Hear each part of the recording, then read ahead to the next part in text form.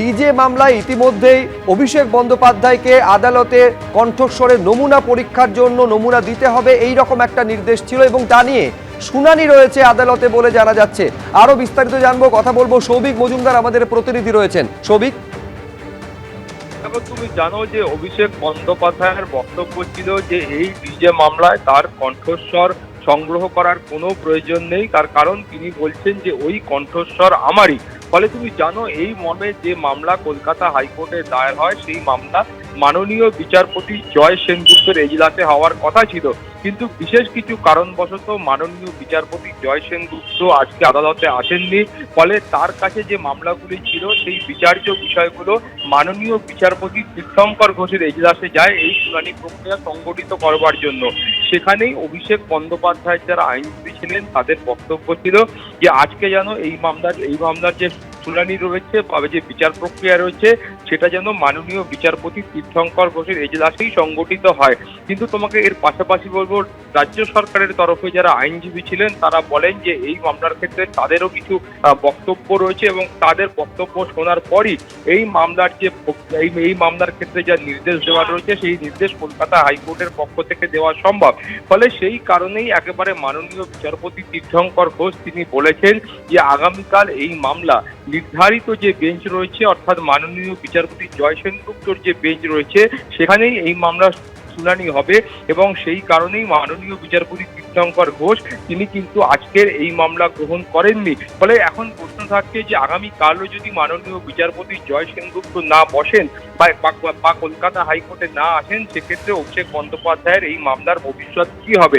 সেখানে আইনজীবীরা বলছেন যে একেবারে বিচার্য বিষয় কোনটা হবে সেটা কিন্তু ঠিক করেন মাননীয় প্রধান বিচারপতি। ফলে আগামীকালও যদি বিচারপতি জয় সেনগুপ্ত না আসেন সেক্ষেত্রে মাননীয় প্রধান বিচারপতি যে এজলাসে এই মামলা পাঠাবে সেই এজলাসের কাছে গিয়ে অভিষেক বন্দ্যোপাধ্যায় যারা আইনজীবী রয়েছেন সেই আইনজীবীরা দৃষ্টি আকর্ষণ করবেন এবং শুনানির জন্য আবেদন জানাবেন।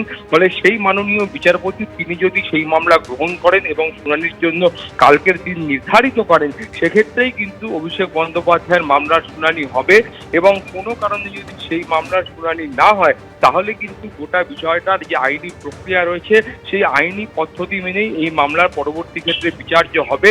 এখন তারপরে যদি কালকেও এই মামলার শুনানি না হয় সেক্ষেত্রে অভিষেক বন্দ্যোপাধ্যায় তিনি তার কণ্ঠস্বরের নমুনা দেবেন কিনা বা তিনি অন্য কোনো আইনি পদক্ষেপ অবলম্বন করবেন কিনা সেইটা একেবারেই অভিষেক বন্দ্যোপাধ্যায় এবং তার আইনজীবীদের উপর নির্ভর করছে।